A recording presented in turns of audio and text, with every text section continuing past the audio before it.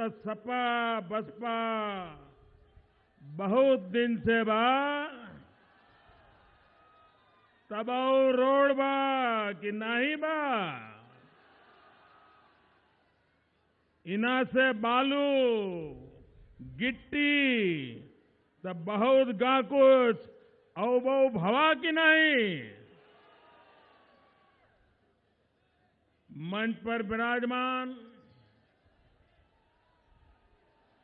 केंद्र में मंत्री परिषद की मेरी साथी और अपना दल के वरिष्ठ नेत्री श्रीमती अनुप्रिया पटेल जी, भारतीय जनता पार्टी के राष्ट्रीय महासचिव श्रीमान अरुण सिंह जी, संसद में मेरे साथी किसान मोर्चा के राष्ट्रीय अध्यक्ष और मेरे छोटे भाई श्रीमान वीरेंद्र सिंह जी, सांसद श्रीमान छोटेलाल खरवार जी, मिर्जापुर जिला अध्यक्ष श्रीमान बालेंदुमणि त्रिपाठी जी, हमारे वरिष्ठ नेता पार्टी के पूर्व अध्यक्ष मेरे मित्र श्रीमान ओम प्रकाश सिंह जी, सोनभद्र जिला अध्यक्ष श्रीमान अशोक मिश्र जी, श्रीमान सुरेंद्र सिंह, श्रीमान हैशिला प्रसाद पाठक जी, श्रीमान गंगा सागर दुबे जी, डॉक्टर सरजीत सिंह डांग, श्रीमान राम सकल जी, श्रीमान जयप्रकाश चतुर्वेदी जी, श्रीमान रामचंद्र मिश्र जी, श्रीमान मोहितोष नारायण जी, श्रीमती राजकुमारी खत्री जी, श्रीमान हरिश्चंद्र श्रीवास्तव जी, श्रीमान चंद्रमोहन जी, श्रीमान रमाकांत जी पटेल और इस चुनाव में भारतीय जनता पार्टी के उम्मीदवार राबर्ट्सगंज से श्रीमान भूपेश चौबे जी, भूपेश जी यहां पधारिए मेरे पास, मिर्जापुर से श्रीमान रत्नाकर जी, मजवा से सुचिस्मिता मौर्य जी, ओरिया से दीनानाथ भास्कर जी, गोरावल से अनिल मौर्य जी, भदोई से श्रीमान रविंद्र तिवारी जी, चुनार से श्रीमान अनुराग सिंह, ओबरा से श्रीमान संजीव कुमार गौड़ जी, ज्ञानपुर से श्रीमान महेंद्र बिन जी, मडिहान से श्रीमान रमाशंकर पटेल जी और हमारा साथी दल, अपना दल के वरिष्ठ नेता और उम्मीदवार श्रीमान राहुल प्रकाश कौल जी, दुधवी से श्रीमान हरिराम चेरो जी और विशाल संख्या में पधारे हुए मिर्जापुर के मेरे प्यारे भाइयों और बहनों,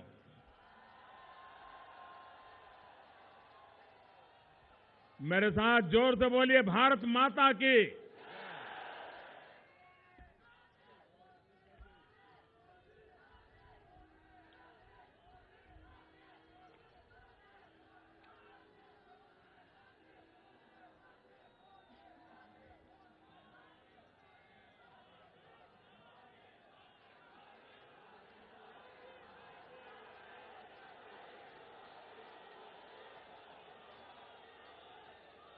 भाइयों बहनों, आपने तो कमाल ही कर दिया है आज।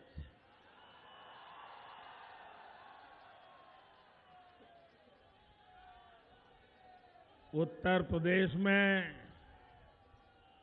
जहां भी जाता हूं एक से बढ़कर एक रैलियां हो रही है भाई। आज आपने भी सारे रिकॉर्ड तोड़ दिए हैं। मुझे लगता है अपने खुद के भी सारे रिकॉर्ड तोड़ दिए हैं और मतदान में भी आप अपने रिकॉर्ड तोड़ के रहोगे, ये मुझे साफ लग रहा है। भाइयों बहनों, अब सवाल ये रहा नहीं है कि सरकार किसकी बनेगी।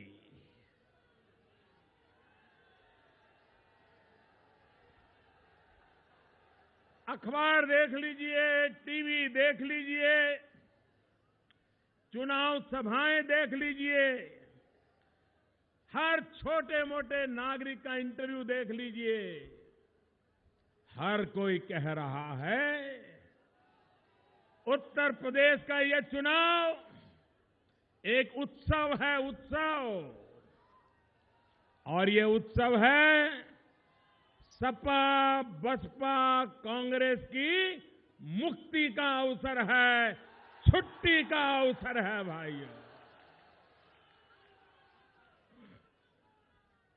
भाइयों बहनों, उत्तर प्रदेश हिंदुस्तान का इतना बड़ा राज्य है, अगर वह एक अलग देश होता तो जनसंख्या के हिसाब से दुनिया का 5वां देश कहा जाता। इतना बड़ा हमारा उत्तर प्रदेश है। अगर उत्तर प्रदेश आगे बढ़ जाए, अगर उत्तर प्रदेश से गरीबी मिट जाए, अगर उत्तर प्रदेश से बेरोजगारी मिट जाए, अगर उत्तर प्रदेश से बीमारी मिट जाए, भाइयों बहनों, हिंदुस्तान के किसी कोने में गरीबी के लिए कुछ भी फिर करने की जरूरत नहीं पड़ेगी। हिंदुस्तान अपने आप आगे बढ़ जाएगा। अकेला उत्तर प्रदेश पूरे हिंदुस्तान को आगे ले जाए, इतनी ताकत रखता है। और इसलिए भाइयों बहनों, ये चुनाव कौन विधायक बने कौन न बने, कौन दल जीते कौन दल न जीते, सरकार इसकी बने या उसकी बने, इस मुद्दे पर चुनाव नहीं रहा है। आज तो चुनाव इस बात का है कि उत्तर प्रदेश के नौजवानों का भविष्य सुनिश्चित कौन करेगा। आज चुनाव इस बात पे है कि उत्तर प्रदेश की बहन बेटियों की सुरक्षा की गारंटी कौन देगा। ये चुनाव इस बात पे है कि गरीबों को गरीबी से मुक्त कराने का ईमानदार प्रयास कौन करेगा, इसका फैसला करना। भाइयों बहनों, वादे बहुत हुए, जात पात के भेद बहुत हुए, अपने परायों के खेल बहुत हुए। अगर हमें उत्तर प्रदेश को बदलना है तो हम उत्तर प्रदेश एक है, हम उत्तर प्रदेश आगे बढ़ने के लिए तैयार है। इसी मंत्र को लेकर के सबका साथ सबका विकास।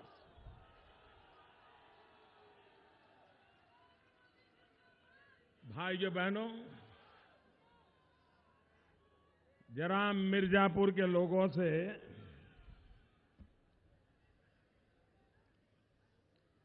मिर्जापुर के लोगों से एक दो सवाल पूछना चाहता हूं। पूछ लूं? आप सही बताओगे ना? जो सही है वो बताना, गलत मत बताना। सिर्फ मुझे खुश करने के लिए मत बताना। बताओगे? जब यहां उत्तर प्रदेश में सपा सरकार थी, उसके पहले बसपा की सरकार थी, उसके पहले सपा की सरकार थी, मुलायम सिंह जी मुख्यमंत्री थे। 13 साल पहले, कितने कितने कितने भैया, 13 साल पहले श्रीमान मुलायम सिंह जी ने बरेली और मिर्जापुर के बीच गंगा जी पर भटो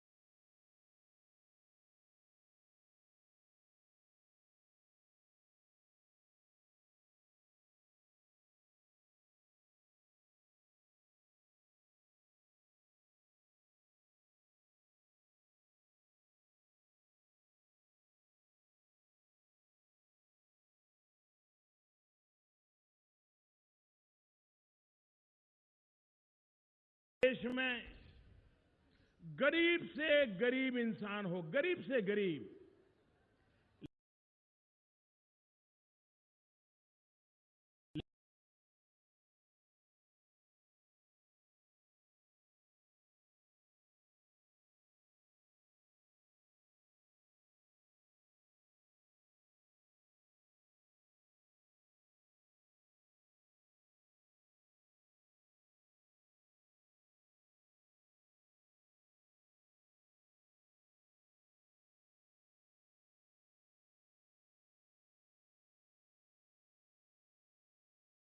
है जो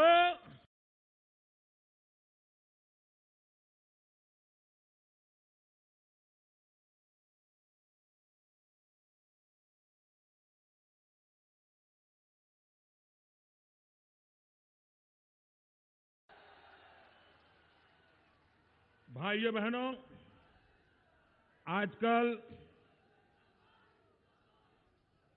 आजकल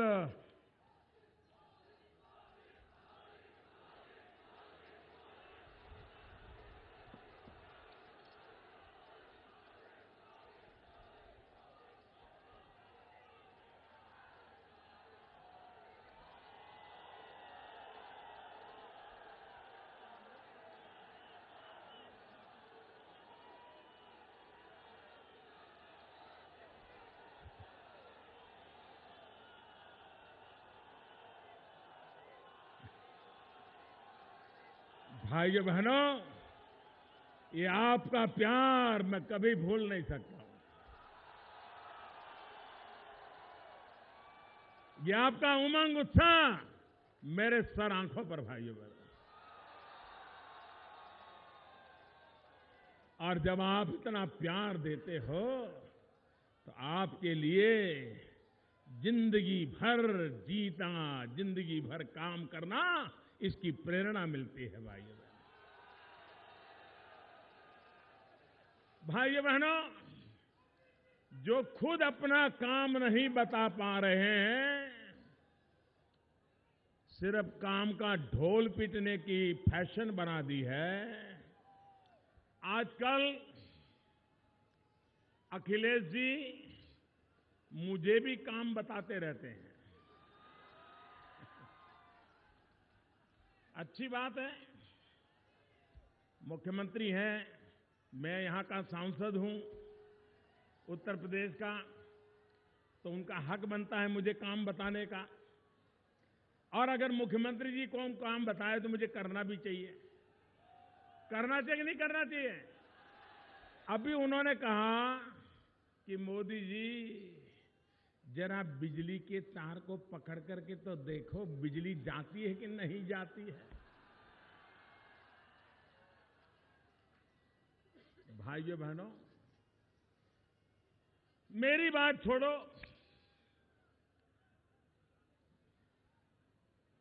आपके अपने नए यार 27 साल यूपी बिहार,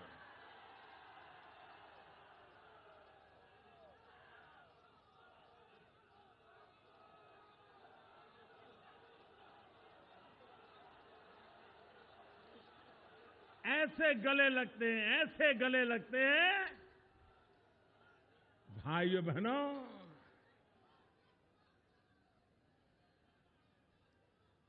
जरा अखिलेश जी, मुझे मालूम नहीं है खाट किसकी खड़ी होगी, लेकिन आपके ये नए यार वे खाट सभा करने निकले थे और लोग खटिया उठा उठा करके ले गए थे, क्योंकि जनता को मालूम था कि उन्हीं का माल है। भाइयों बहनों, जब खाट लोकर के ले गए 14 सितंबर 2016 मडिहान में राहुल जी की खाट सभा थी और वहां पर उनका हाथ एक बिजली के तार को लग गया, तो गुलाम नबी आजाद परेशान हो गए कि कुछ गड़बड़ न हो जाए, तो एकदम चिल्लाए, राहुल जी ये तार पे हाथ लग जाएगा तो मुसीबत हो जाएगी। तो राहुल जी ने बताया था, उन्होंने कहा, गुलाम नबी जी आप चिंता मत कीजिए, ये उत्तर प्रदेश है, तार है उसमें बिजली नहीं होती है।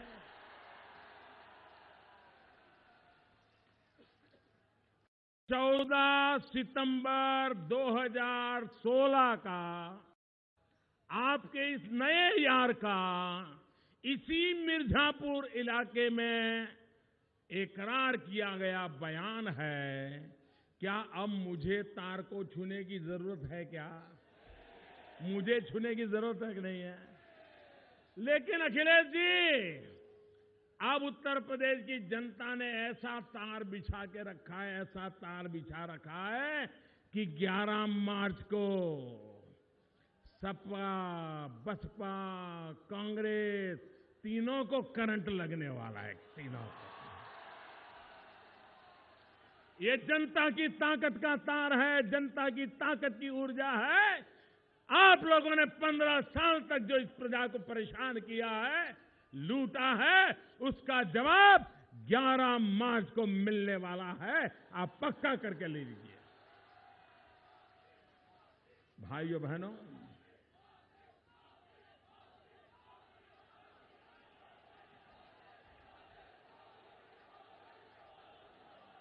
अब यहां के लोग खाट सभा की खाट तो ले गए, अब खटिया भी खड़ी करोगे कि नहीं करोगे? करोगे कि नहीं करोगे?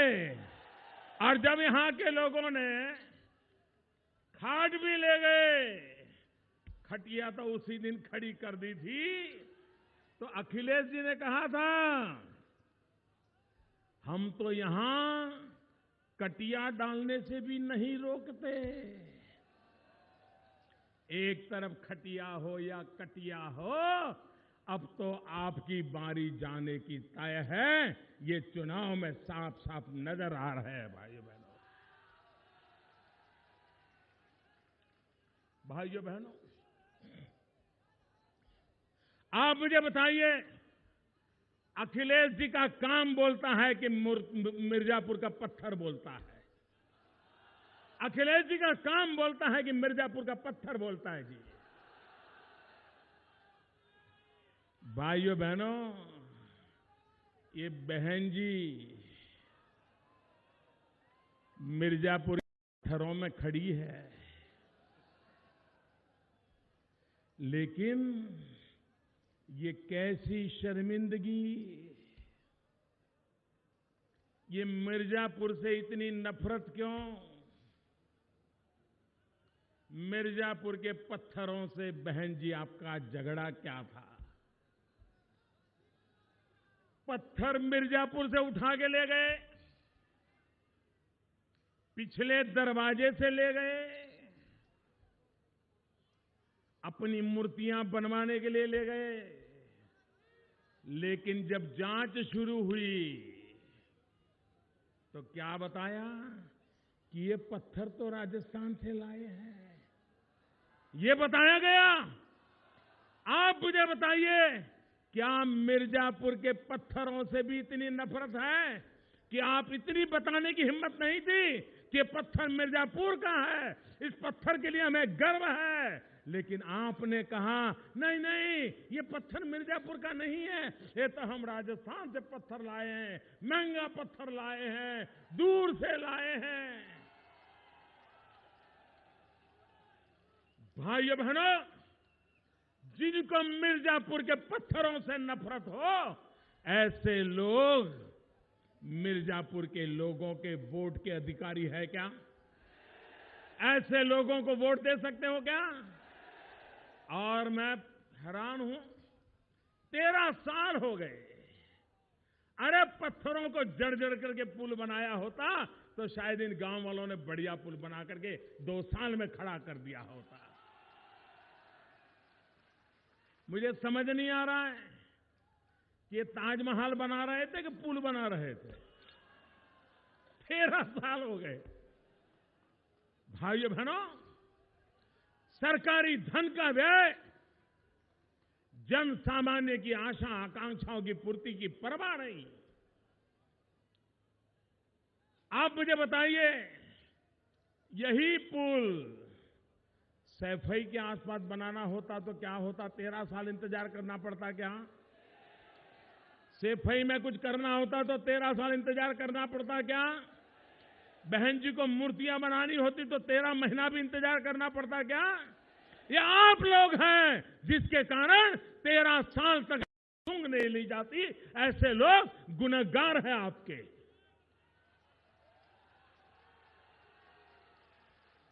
और इसलिए भाइयों बहनों, इस चुनाव में मैं आप उत्तर प्रदेश खासकर के पूर्वांचल के भाइयों बहनों को मैं आग्रह करने आया हूं, इन्हें इस चुनाव में चुन चुन करके साफ कर दीजिए। एक भी बचना नहीं चाहिए। यहां से लखनऊ एक भी जाना नहीं चाहिए, ताकि भाइयों बहनों उनको पता चले कि उस पूर्वांचल का अपमान करने का बदला क्या होता है, मिर्जापुर को परेशान करने का परिणाम क्या होता है, मिर्जापुर के सपनों को रौंद देने का परिणाम क्या होता है, ये इनको पता चलना चाहिए भाइयों बहनों। इसलिए मैं आपसे कहने आया। आप बताइए मेरे भाइयों बहनों, यहां के पीतल के उद्योग को किसने तबाह किया? पूरी ताकत से बताइए, पीतल के उद्योग को किसने तबाह किया? पीतल के उद्योग को किसने तबाह किया? पीतल के उद्योग को किसने तबाह किया? अगर पीतल का उद्योग 125 करोड़ का देश है, पूरे हिंदुस्तान में मार्केट है, अगर पीतल का उद्योग यहां तेज गति से चलता, बिजली की जरूरत पड़े बिजली मिलती, ट्रांसपोर्टेशन की जरूरत हो ट्रांसपोर्टेशन मिलता, अच्छे रास्तों की जरूरत होती, अच्छे रास्ते मिल जाते, तो भाइयों बहनों यहां के नौजवान को गुजरात और महाराष्ट्र में रोजी रोटी कमाने के लिए नहीं जाना पड़ता।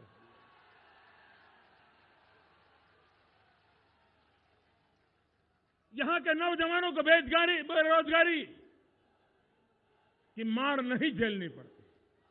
अपने बूढ़े मां बाप को छोड़ करके, गांव खेत खलिहान यार दोस्त छोड़ करके मुंबई की गलियों में जिंदगी गुजारने के लिए उनको मजबूर नहीं होना पड़ता भाइयों बहनों। और इसलिए मेरे भाइयों बहनों,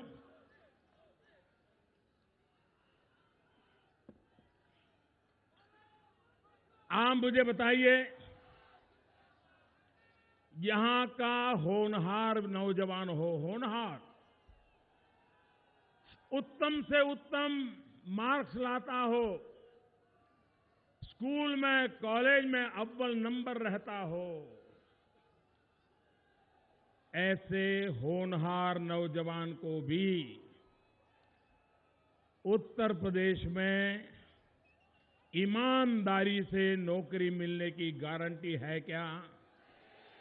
नौजवान को नौकरी मिलने की गारंटी है क्या? है क्या? कारण क्या है भाइयों? होनहार नौजवान भी रह जाता, उसका कारण क्या है? उसका कारण है भ्रष्टाचार, उसका कारण है भाई भतीजावाद, उसका कारण है भर्ती में भी जातिवाद का जहर घोल दिया जाता है। उसी का परिणाम है कि होनहार नौजवान भी नौकरी नहीं पाता है। भाइयों बहनों, न्यायालय ने, इलाहाबाद कोर्ट ने इनकी इन हरकतों को रोका, उनको डांटा, बार बार डांटा, लेकिन ये ऐसे नशे में हूल है, भ्रष्टाचार की, गलत कामों की सरकार को ऐसी आदत लग गई है कि वे, भाइयों बहनों, अब आप आगे नहीं बढ़ पाओगे। कृपया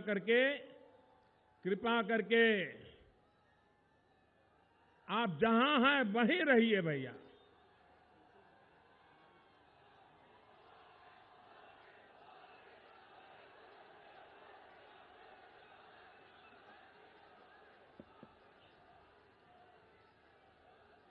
तो अब मैं बोलना शुरू करूं आगे? ये बीच वालों को मैं कह रहा हूं, शुरू करो।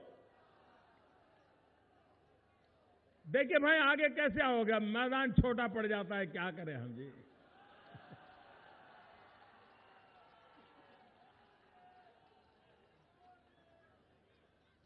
भाइयों बहनों, उत्तर प्रदेश को हर चीज का रेट लगा है। अगर थाने में शिकायत दर्ज करनी है तो इतना देना पड़ेगा,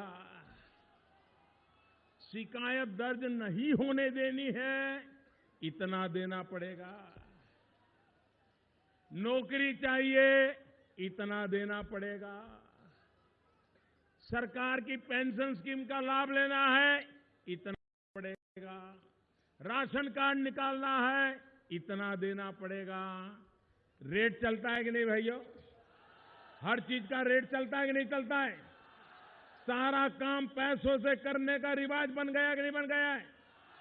भ्रष्टाचार दिमक की तरह घुस गया है कि नहीं घुस गया है? उसके कारण मध्यम वर्ग और गरीब आदमी मरता है कि नहीं मरता है? मरता है कि नहीं मरता है? उसको बचाना चाहिए कि नहीं बचाना चाहिए? उसकी मदद करनी चाहिए कि नहीं करनी चाहिए? भ्रष्टाचार जाना चाहिए कि नहीं जाना चाहिए? भाइयों बहनों, उत्तर प्रदेश के भ्रष्टाचार का जब मैं सुनता हूं तो मुझे कवि अशोक चक्रधर की कविता में उन्होंने भ्रष्टाचार के भिन्न भिन्न रूपों का वर्णन किया है। उन्होंने कहा है कि 4 प्रकार के भ्रष्टाचार होते हैं। एक नजराना, एक शुक्राना, एक हकराना, एक जबराना। 4 प्रकार के भ्रष्टाचार उत्तर प्रदेश में फले फूले हैं। नजराना यानी काम कराने के पहले मुहूर्त का देना, मुहूर्त का, अच्छा ये रख लो काम देख लेंगे, मुहूर्त का। शुक्राना, काम होने के बाद बहुत अच्छा किया धन्यवाद ले लो। हकराना, क्या समझते हो ये कुर्सी पे कौन बैठा है मालूम है? फाइल भी आगे नहीं बढ़ेगी, हक है हमारा दे दो, ये हकराना वाले हैं। और चौथा है काम भी नहीं है, करना भी कुछ नहीं है, दे निकाल पैसे, जबराना। भाइयों बहनों, ये 4 प्रकार के भ्रष्टाचार से उत्तर प्रदेश में लेने वालों को आदत लग गई है, देने वालों की मजबूर है कि वो अगर देते नहीं है तो उनका जीना मुश्किल हो जाता है। ये हाल करके रखा है। और इसलिए भाइयों बहनों, ये नजराना हो, हकराना हो, शुक्राना हो, जबराना हो, इन सब की दवाई एक ही है। इन सब की दवाई एक ही है। भ्रष्टाचार, भ्रष्टाचार के जब नजराना वाला प्रकार हो, शुक्राना वाला प्रकार हो, हकराना वाला प्रकार हो या जबराना वाला प्रकार हो, इन सब की मुक्ति का एक ही उपाय है, हराना।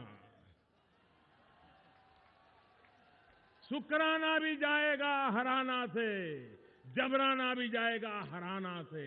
और इसलिए अब तक उनके पास 4 प्रकार थे, अब एक प्रकार आपके पास है भ्रष्टाचार से मुक्ति के लिए, और वो प्रकार है हराना। सपा बसपा कांग्रेस को हराना। भाइयों बहनों, अगर हमारे देश में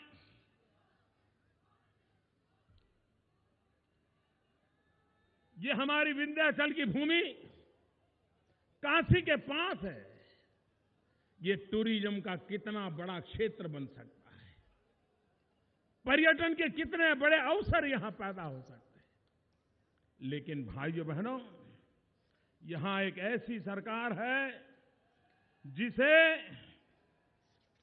न टूरिज्म की चिंता है, न विकास की चिंता है।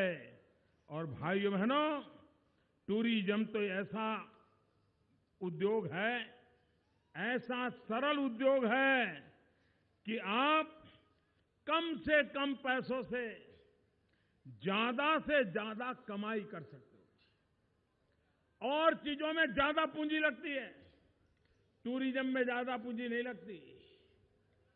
अगर टूरिस्ट आने लग जाए तो फूल बेचने वाला भी कमाएगा, प्रसाद बेचने वाला भी कमाएगा, बिस्किट बेचने वाला भी कमाएगा, चॉकलेट बेचने वाला कमाएगा, ऑटो रिक्शा वाला कमाएगा, टैक्सी वाला कमाएगा, अरे चाय वाला भी कमाएगा।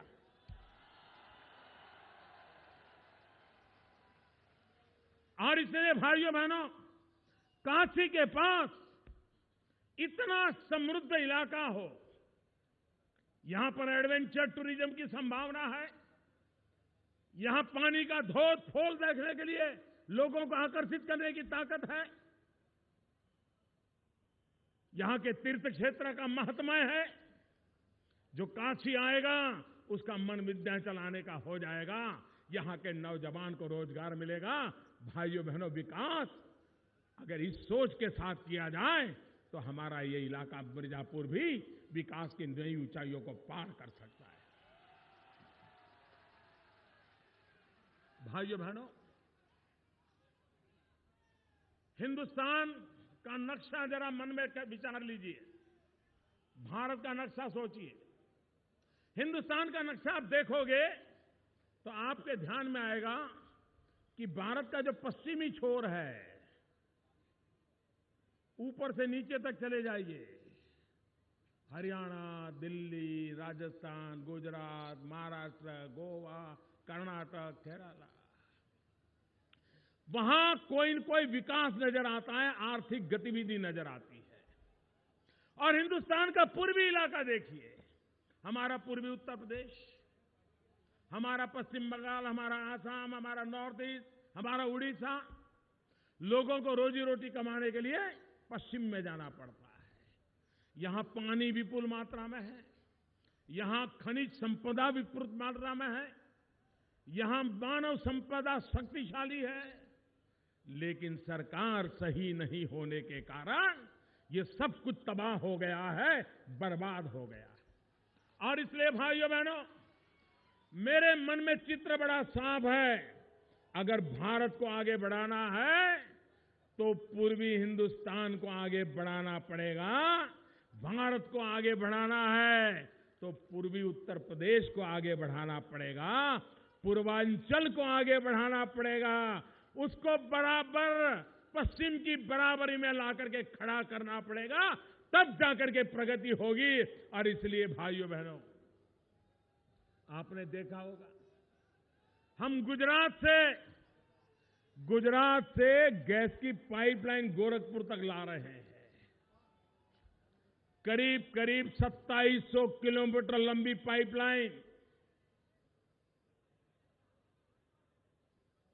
हजारों करोड़ रुपयों के खर्चे से, और गैस वहां से उठा करके पूर्वांचल में ले आएंगे ताकि गैस के आधार पर ऊर्जा की व्यवस्था हो, गैस के आधार पर उद्योग चले, हमारे यहां के नए कारखाने लगे, यहां के नौजवानों को रोजगार मिले। भाइयों बहनों, इतना ही नहीं, बड़े शहरों में, घरों में जैसे नलके से पानी आता है ना, वैसे नलके से गैस आ जाए किचन में, ऐसी भी व्यवस्था करना चाहिए। हजारों करोड़ की लागत से काम चल रहा है भाइयों। और मैं बताता हूं, ये हमारे प्रधानमंत्री काल में इसको पूरा करके दूंगा। ये 13 साल ताजमहल में खर्चा कर रहा है, ऐसे नहीं करूंगा जी, वादे नहीं करता, काम करके दिखाता हूं भाई। जब हमारी सरकार बनी, हमने कहा आजादी के 70 साल हो गए, क्या कारण है कि हमारी मां बहनों को शौच जाना हो, शौच, तो भी वो चिंतित होती है।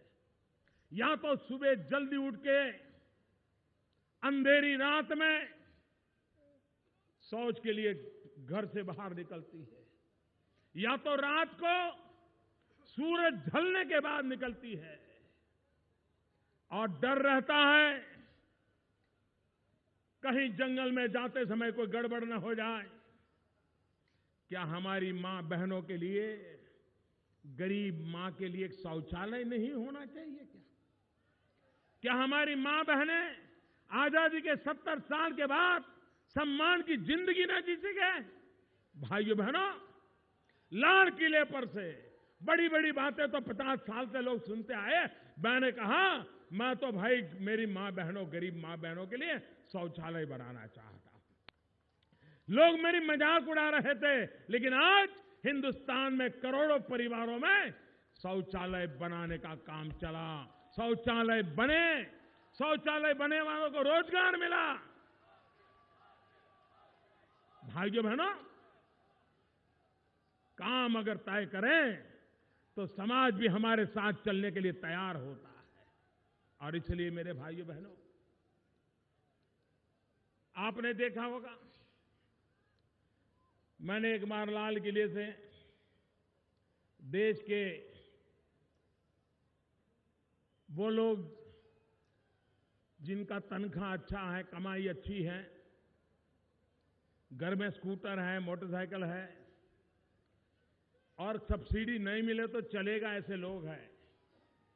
तो मैंने ऐसे लोगों को कहा, मैंने कहा आपको गैस की सब्सिडी में क्या रखा है? ये 250-300 रुपए की सब्सिडी की क्या जरूरत है? छोड़ दीजिए, गरीब के काम आएंगे पैसे। भाइयों बहनों, इतना सा मैंने कहा, इतना सा मेरे देश के 1.25 करोड़ परिवारों ने गैस सिलेंडर की सब्सिडी छोड़ दी। भाइयों बहनों, जब सामान्य इंसान को ईमानदारी का एहसास होता है तो हिंदुस्तान का नागरिक सरकार से भी 10 कदम आगे जाने के लिए तैयार होता है। उसे एक बार ईमानदारी का एहसास होना चाहिए। और मुझे खुशी है, 2.5 साल हो गए भाइयों बहनों, इस सरकार की ईमानदारी के प्रति दिन ब दिन सामान्य मानवीय का भरोसा बढ़ता चला जा रहा है। और उसके कारण देश का नागरिक भी सरकार के साथ कदम से कदम मिलाने के चलने को तैयार है। और तब मैंने लाल किले से कहा था कि आने वाले 3 साल में 5 करोड़ गरीब परिवार, 5 करोड़ गरीब माताएं, जिनके घर में लकड़ी का चूल्हा जलता है, लकड़ी के चूल्हे से खाना पकाती है। भाइयों बहनों, जब एक मां लकड़ी के चूल्हे से आग लगा करके खाना पकाती है तो पूरा घर धुएं से भर जाता है और उस मां के शरीर में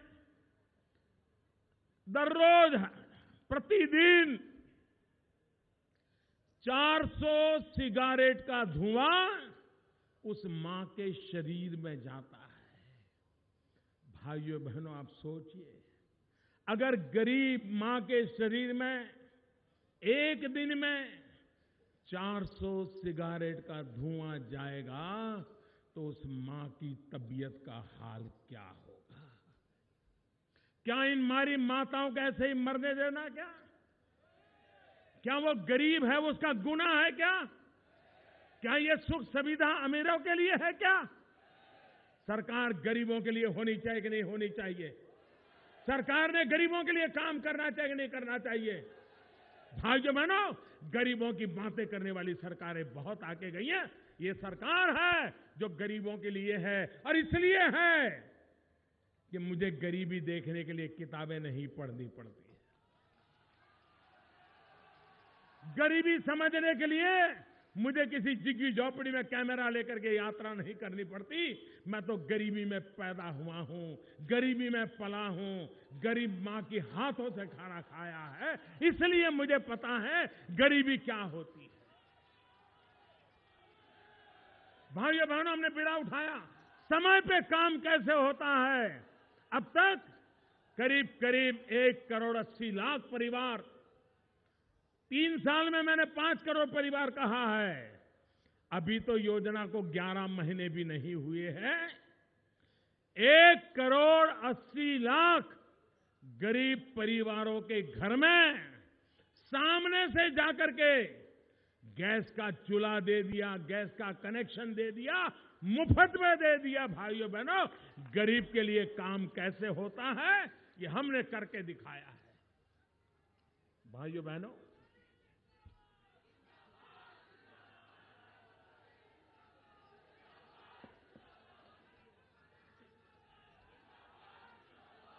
मेरे किसान भाई बहन, ये उत्तर प्रदेश, ये हमारा पूर्वांचल,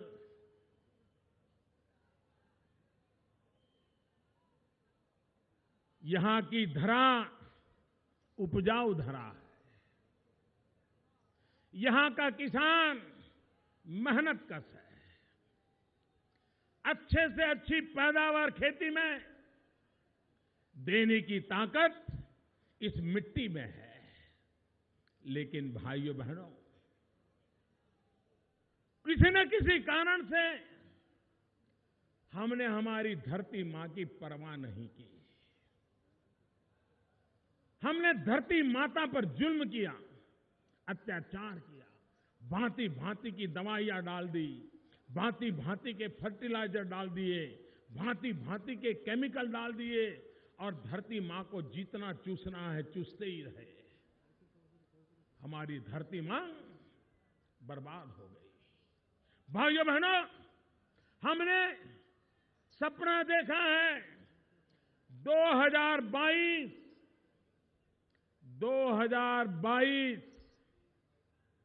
जब हिंदुस्तान की आजादी के 75 साल होंगे, हिंदुस्तान की आजादी के 75 साल होंगे, तब 22 आने तक हम हिंदुस्तान के किसानों की जो आय है, कमाई है, वो डबल करना चाहते हैं। भाइयों, डबल करना चाहते हैं। ये हमारा सपना है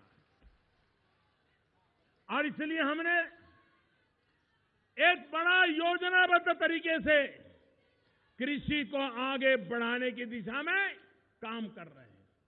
सबसे पहले काम, और इसलिए भाइयों बहनों, हमने पूरा बीज से लेकर के बाजार तक पूरा उसका खाका तैयार किया है, रोड मैप बनाया है। बीज से लेकर के बाजार तक किसान की पैदावार का क्या होगा, किसान की पैदावार कैसे बढ़ेगी, इसके लिए सरकार योजनाबद्ध तरीके से कंधे से कंधा मिला करके उससे साथ काम कर रही है।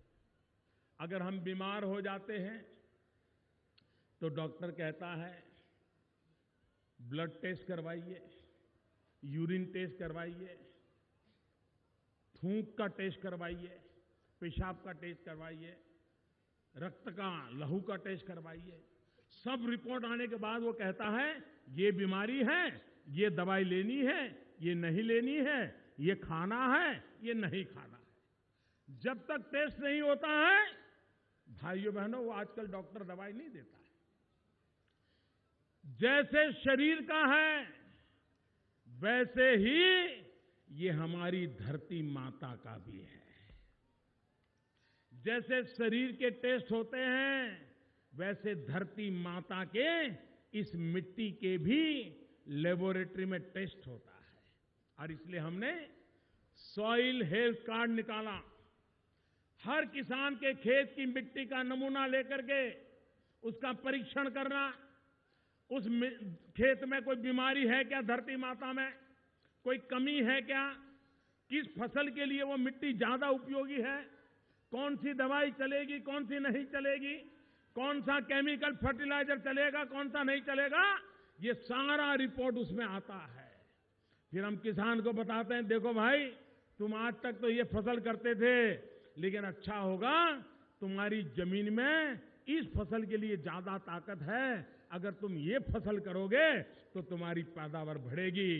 हम बीज अच्छा मिले, जमीन की हिफाजत, बीज अच्छा मिले, इसके लिए सरकार निगरानी रखती है। छोटे से छोटे गांव तक सर्टिफाइड बीज मिले, इसके लिए सरकार व्यवस्था करती है। पानी, किसान को पानी मिल जाए तो किसान मिट्टी से सोना पैदा कर सकता है। ये ताकत होती है किसान में।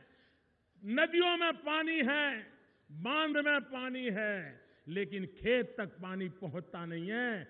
हमने हजारों करोड़ रुपया लगा करके प्रधानमंत्री कृषि सिंचाई योजना के तहत खेतों तक पानी पहुंचाने का बड़ा अभियान चलाया है।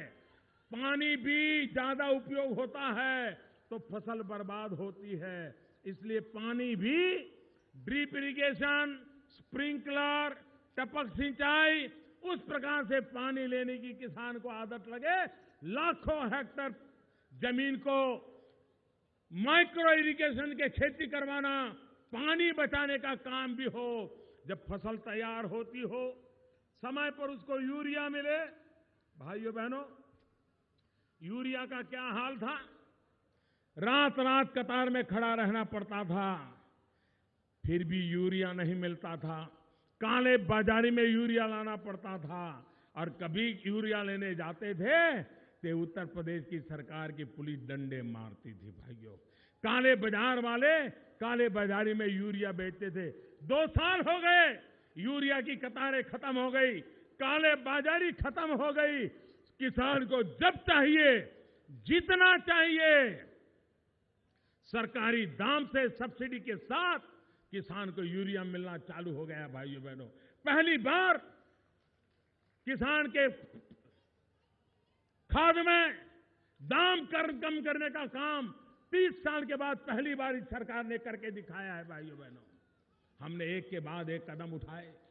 अब फसल हो जाए, यूरिया भी मिल जाए, फिर भी कोई प्राकृतिक आपदा आ जाए तो हमने प्रधानमंत्री फसल बीमा योजना लाए। प्रधानमंत्री फसल बीमा योजना, अगर बुआई भी नहीं हुई, बारिश नहीं हुई, पानी नहीं आया, प्राकृतिक आपदा आ गई, बुआई नहीं हुई तो भी बीमा मिलेगा, ऐसा बीमा लाए। और मानो 16 आनी पाक हो गया, लेकिन अभी तक बाजार में पहुंचा नहीं है, खेत खलिहान में पड़ा हुआ है, अचानक ओले गिर गए।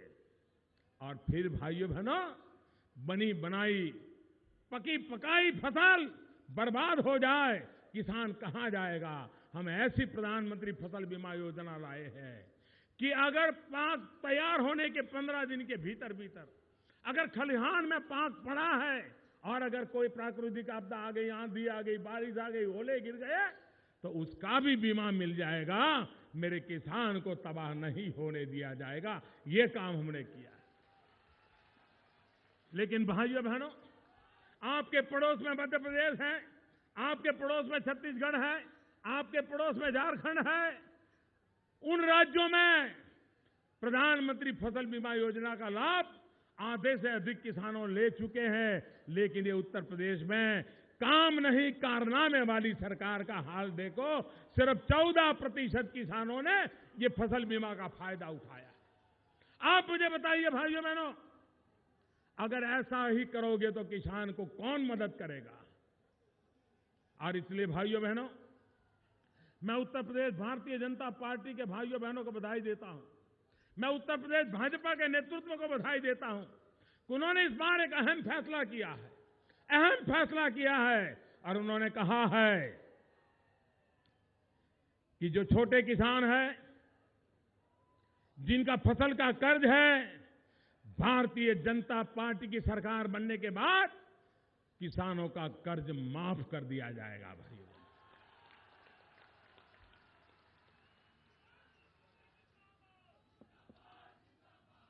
भाइयों बहनों, मैं उत्तर प्रदेश का सांसद हूं और आपके पड़ोस का ही सांसद हूं। मैं आपको विश्वास दिलाता हूं, मैं आपको वादा करता हूं, 11 मार्च को चुनाव के नतीजे आएंगे। भारतीय जनता पार्टी का अभूतपूर्व भव्य विजय होगा। भाजपा अपना दल, सभी हमारे साथी दल मिलकर के भव्य विजय उत्तर प्रदेश की जनता देने वाली है। 13 मार्च को विजय की होली का उत्सव मनाया जाएगा। उत्तर प्रदेश रंग से रंग जाएगा। होली के बाद भारतीय जनता पार्टी और साथी दलों की नई सरकार बनेगी। सरकार बनने के बाद पहली कैबिनेट की मीटिंग होगी। उत्तर प्रदेश के सांसद के नाते मैं आपको विश्वास देता हूं कि नई सरकार की पहली मीटिंग में ही किसानों की कर्ज माफी का निर्णय कर लिया जाएगा।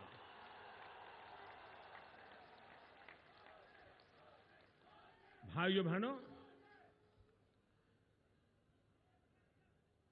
आज किसान बाजार में जाता है, दाम जितने मिलने चाहिए मिलते नहीं। सरकार जो समर्थन मूल्य तय करती है, उत्तर प्रदेश की सरकार खरीदती नहीं है। हमने योजना बनाई इनाम, ई मार्केट। अब किसान अपने मोबाइल पर हिंदुस्तान की किसी भी मंडी में अपना माल बेच सकता है, जो चाहे वो दाम से बेच सकता है। कोई बिचौलिया नहीं होगा, कोई किसान को तबाह नहीं कर सकेगा। कहने का तात्पर्य यह है भाइयों, हम कृषि को इतनी ताकत देना चाहते हैं कि सबसे ज्यादा रोजगार की संभावना कृषि में है। सबसे ज्यादा रोजगार की ताकत टेक्सटाइल में है।